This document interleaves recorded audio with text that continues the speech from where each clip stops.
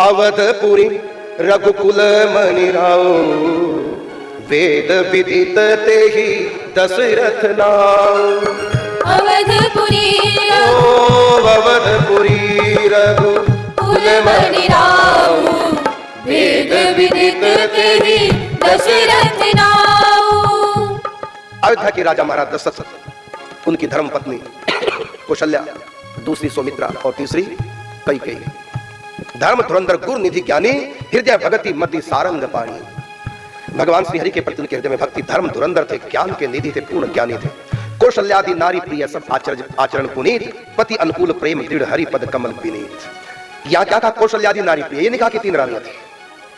कई रामायणों में है दशरथ महाराज की 703 रानियां थी, 700 रानियां थी, 3 पट रानियां थी। ये कल्पभेद से यहाँ 3 रानियों का नाम ले लिया, कहा कौशल्यादि नारी प्रिय सब आचरण पुनीत। कौशल्यादि जितनी भी रानियां थी सब के आचरण बड़े पवित्र थे, पति अनुकूल प्रेम दृढ़ हरि पद कमल विनीत। तीनों का, उनका सब रानियों का पति से विशेष प्रेम, भगवान से प्रेम, सब पति व्रता नारियां थी। फिर क्या हुआ? एक बार भूपति मन माही, भई ग्लानि मोरे सुतना। एक बार भूपति मन माही, महाराज दशरथ के मन में क्या हुई? भाई ग्लानि, दुख हुआ। क्या कि मोरे सुत नहीं। ये नहीं कहा मेरे संतान नहीं, सुत नहीं, बेटा नहीं, अर्थात संतान थी लेकिन बेटा नहीं था। राज्य तो बेटा समझे। तो यहां पर नहीं लिखा है गोस्वामी तुलसीदास जी ने कि मेरे संतान नहीं, ऐसा दशरथ के मन में आया। यहां संतान शब्द नहीं, सुत शब्द। सुत का मतलब पुत्र, मतलब संतान थी लेकिन पुत्र नहीं था। महाराज दशरथ की संतान है राम अवतार से पहले, उसका नाम है शांता, बेटी थी। और वो श्रृंग ऋषि को ब्याही थी। कल्प भेद से भी कई कथा है किस प्रकार से श्रृंग ऋषि से विवाह हुआ। एक कल्प में कौशल्या के गर्भ से शांता का जन्म होता है, फिर श्रृंग ऋषि के साथ विवाह। एक कल्प में सुमित्रा के गर्भ से शांता का विवाह जन्म होता है, तो वो श्रृंग ऋषि को ब्याही जाते हैं। मैं जो कथा सुनाने जा रहा हूं ये किसी और कल्प की कथा है, आप लोगों के लिए नहीं लगेगी। उसमें क्या है? ये इनकी बेटी नहीं थी महाराज दशरथ की, दत्तक पुत्री थी, गोदली पुत्री। एक बेटी किसकी थी? एक शांतनु नाम के बणिक थे, व्यापारी। शांतनु उनका नाम, उनकी धर्मपत्नी ज्ञानमती उनका नाम। दोनों के यहां संतान नहीं थे, खूब आराधना की लेकिन संतान नहीं। फिर किसी से लगा पता कि अमुक व्यक्ति थे, उन्होंने पंचाक्षर मंत्र जाप किया, ओम नमः शिवाय, शंकर जी की आराधना की, तो उनके यहाँ पुत्र हुआ। तो चलो मैं भी साधना करता हूँ। ना तो गुरु बनाया, ना कहीं से दीक्षा ली, बस ओम नमः शिवाय, ओम नमः शिवाय, लगे तपस्या करने। उनकी पत्नी ज्ञानमती ने कहा अपने पति शांतनु से कि आप अकेले तपस्या कर रहे हैं, मैं अर्धांगिनी हूँ, तो मेरा भी धर्म मंत्र, मैं आपका साथ दूं, तो आप मुझको, क्योंकि दीक्षा के बिना तो मंत्र जाप होता नहीं, आप मुझको, क्योंकि मैं पतिव्रता, किसी और को गुरु बनाने की आवश्यकता नहीं, पतिव्रता का गुरु पति होता है, तो आप मुझको मंत्र दीजिए। तो कहा ठीक है, मैं ओम नमः शिवाय जपता हूँ। तो नमः शिवाय जप कर, अब मंत्र लेकर गुरु से, मतलब अपने पति से, वो भी 7वें पति के तपस्या करने लगी, ओम नमः शिवाय, ये शिवाय नमः जप करने लगी।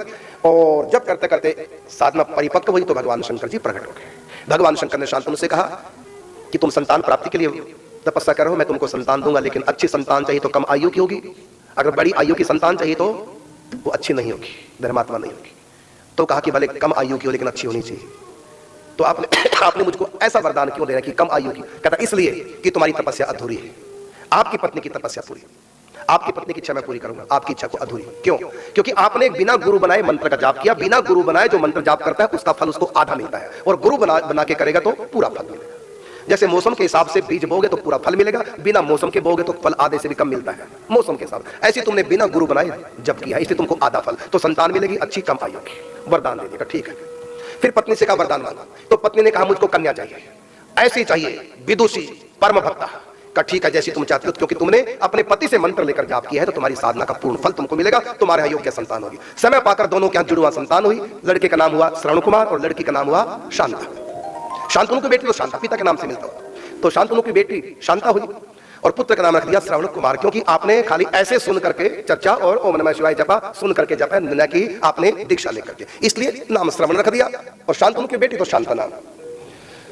किसी विशेष घटना से दोनों अंधे हो गए बुढ़ापे में। इनकी इच्छा हुई कि मैं तीर्थ यात्रा करूं, तो श्रवण कुमार ने तीर्थ यात्रा कराई कावड़, और पीछे दुकान पे अपनी बहन को बिठाया शांता को। फिर यात्रा चली, सारे तीर्थों की यात्रा करते करते सरजू किनारे पहुंचे, तो उस समय दशरथ महाराज के पास सभा में एक कुछ फरियाद आई, क्या कि हमारे गांव में शेर आ जाता है, सरजू किनारे हमारा गांव, हर रोज एक एक मनुष्य को उठा के खा जाता है, नरभक्षी हो गए हैं, अब आप हमारी रक्षा करो। तो महाराज दशरथ रात्रि के समय जाते हैं सरजू किनारे, और जंगल में छिप के साथ में उनके व्यक्ति बताने वाले किस रास्ते से आता है, तो अंधेरा रात का। इधर श्रवण कुमार के माता पिता को जब प्यास लगती है, सरजू नदी पे जल लेने श्रवण कुमार जाते हैं, कथा बड़ी प्रसिद्ध, विस्तार नहीं करूंगा, समय का भी अभाव है। तो उस समय श्रवण कुमार जल भरने जाता है और जो ही गुड़ की आवाज आई, यद्यपि शब्द वेदी बाण का ज्ञान था महाराज दशरथ को, लेकिन लोगों के कहने से कह दे कि अभी इधर से आवाज आ रही, जिधर से आवाज आ रही पानी भरने की, सोचा कि सिंह आ गए, सिंह पानी पी रहा, तुरंत बाण मारा। श्रवण कुमार मनुष्य की आवाज में चित्कार, श्रवण कुमार भागे भागे गए। अब मैं मरने जा रहा हूं, मेरी अंतिम इच्छा क्या कि मेरे माता पिता को पानी पिला देना। फिर कथा सब जानते हैं, श्रवण कुमार के माता पिता के पास मौन होते, बोल नहीं पाए। कहा तुम कौन हो, पहले बताओ तुम श्रवण कुमार कौन? तो पूरा बता दिया, मैं अयोध्या का राजा हूं, आपका पुत्र मारा गया, पूरी घटना बता दी। तब व्याकुल तड़पे श्राप दिया, जैसे मैं अपने पुत्र के विरह में मर रहा हूं, जाओ मेरा श्राप है, तुम भी अपने पुत्र के विरह में इसी प्रकार तड़प तड़प के प्राण त्याग करके जल नहीं पिया, प्राण छोड़ दिया। उसके बाद दुखी हो गए महाराज दशरथ। उनकी विधवा से कहा, ज्ञानमती से, मुझसे अपराध बन गया, आपके पुत्र की भी हत्यारा मैं हो गया, आपके पति का भी हत्यारा हो गया। ज्ञानमती पूरी ज्ञान वाली थी, तभी नाम ज्ञानमती, जैसा नाम वैसा गुण। उसने कहा महाराज आपका कोई दोष नहीं है, श्रवण कुमार मारा गया, ये भगवान शिव ने वरदान ही दिया था, कम आयु वाला, ये तो भगवान का विधान था, ये कलंक आपके ऊपर लगना था। मेरे पति से बात को जानते, लेकिन पुत्र मुंह में अंधे हो गए, इसलिए श्राप दिया। मैं आपको जानती हूं, आप तो बड़े धर्मात्मा और आपका कोई दोष नहीं। अब मेरी अंतिम इच्छा क्या? एक तो 2 चिताएं बना दो, एक मेरे पुत्र श्रवण कुमार की क्योंकि मुझको दिखता था, दूसरी चिता मेरे पति की, और तुम उसमें अग्निदान करोगे, मैं अपने पति के साथ सती हो जाऊंगी। ये मेरी पहली इच्छा कि 2 चिता तैयार कर दो। दूसरी मेरी इच्छा है कि मेरी बेटी शांता है, अब उसका कोई नहीं रहा, मैं उसको आपको दान करूं, आपकी पुत्री के रूप में, मेरी पुत्री का पुत्रीवत लालन पालन पोषण करना। आज से वो आपकी बेटी है, और मैं आपसे प्रार्थना करूं आप मेरे पति को क्षमा कर देना, क्योंकि मेरे पति ने जो भी आपको श्राप दिया वो गलत दिया था, पुत्र मुंह में अंधा होकर दिया था, आप मेरे पति को क्षमा कर दो। उसके बाद 2 चिताएं लगी, श्रवण कुमार की डेड बॉडी को उठा के लाए, 2 चिताएं लगी, फिर संस्कार हो, वो सती हो गई। फिर घर जाते हैं, महाराज दशरथ शांता को पूरी बात बता दी। शांता बड़ी ज्ञान वाली, क्योंकि भगवान शंकर ने वरदान दिया था तुम्हारी जो पुत्री होगी वो बहुत बड़ी विदुषी होगी, परम भक्ता होगी, ये सब कुछ उसके पास ज्ञान था, संस्कार था। तो शांता जो थी उसने कहा ठीक है। जब महाराज दशरथ ने कहा कि आज से तुम मेरी पुत्री हो, वहां से ले गए अपने घर।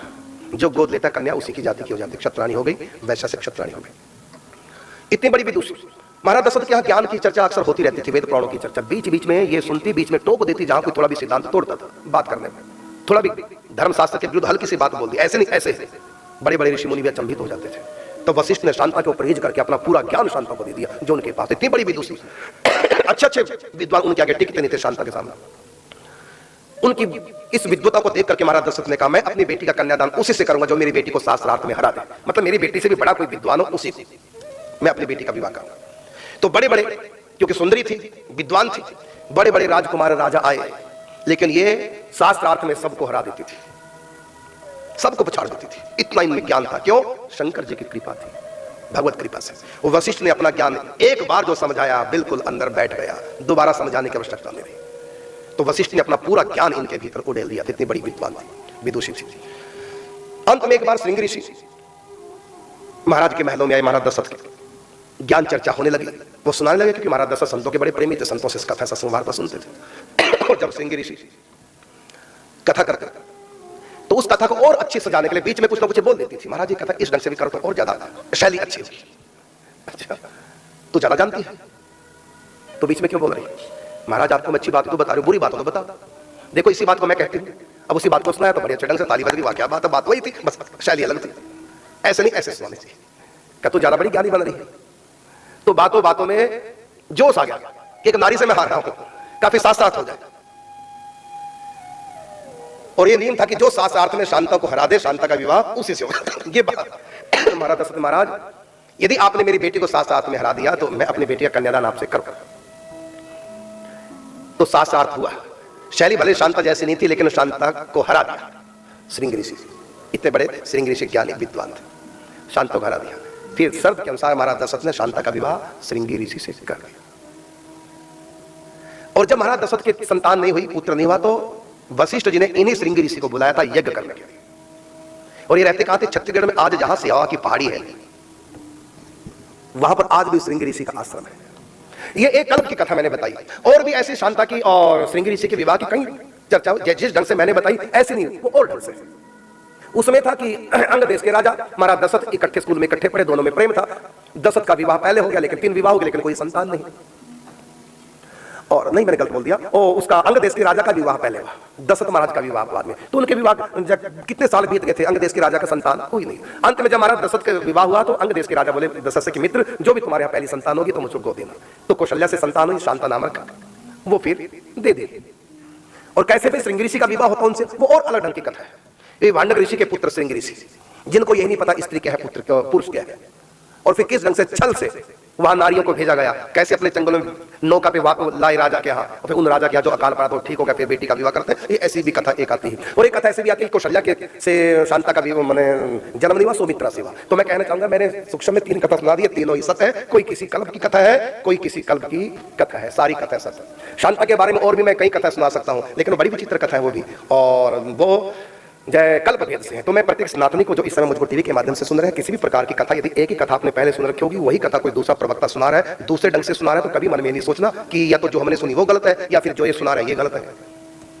ये कल्प भेद चर्चा है। इसलिए गोस्वामी तुलसीदास जी रामायण में कल्प भेद की चर्चा पहले करते हैं और राम कथा बाद में शुरू करते हैं। क्योंकि मैं कुछ ऐसी भी बातें सुनाऊंगा, कबीरदास कहते हैं, तुलसीदास जी लिखूंगा, जो तुम लोगों ने पहले कभी सुनी नहीं होंगी, तो तुम आश्चर्य नहीं करना कि ये कौन सी। क्योंकि राजा प्रताप भानु की चर्चा किसी पुराण में है ही नहीं, किसी राम कथा में प्रताप भानु, अरिमर्दन और धर्मरुचि की कथा नहीं है। ये कथा कब की है? इस सृष्टि से पहले, प्रलय से पहले की सृष्टि में, तब प्रताप भानु नाम के राजा हुए, जो अगली सृष्टि में रावण, कुंभकर्ण और धर्मरुचि नाम का जो मंत्री था उनका वो विभीषण बना। ये दूसरे कल्प की कथा है। तो इसी प्रकार हमारे यहाँ एक ही कथा कई बार 2 प्रकार से, 3 प्रकार से। शिव पुराण में भी कथा है समुद्र मंथन की, देव भागवत में कथा है, ये कथा भागवत जी में भी है, लेकिन अलग अलग कथा वही। राम कथा महाभारत के वन पर्व में भी है, राम कथा रामायण महाभारत के वन पर्व में भी कथा है, राम कथा भागवत जी में भी, 9वें स्कंद, राम कथा वाल्मीकि जी की भी, कंब रामायण भी राम कथा, श्री एकनाथ जी महाराज जी ने भी राम कथा लिखी है। और कितनी राम कथा है, रामायण 7 कोटि अपारा, इतनी रामायण है, और कोई भी रामायण दूसरी रामायण से मैच नहीं करती। तो ऐसा देख करके कि मैचिंग नहीं हो रही कथा की दूसरी कथा से, गलत नहीं मानना। इसलिए मैं स्पेशल के लिए मैं आप लोगों को कथा सुना नहीं रहा हूं, कथा के कुछ रहस्य बता रहा हूं। इन रहस्यों को जाने बिना हम सनातन धर्म के किसी भी ग्रंथ को समझ नहीं पाए।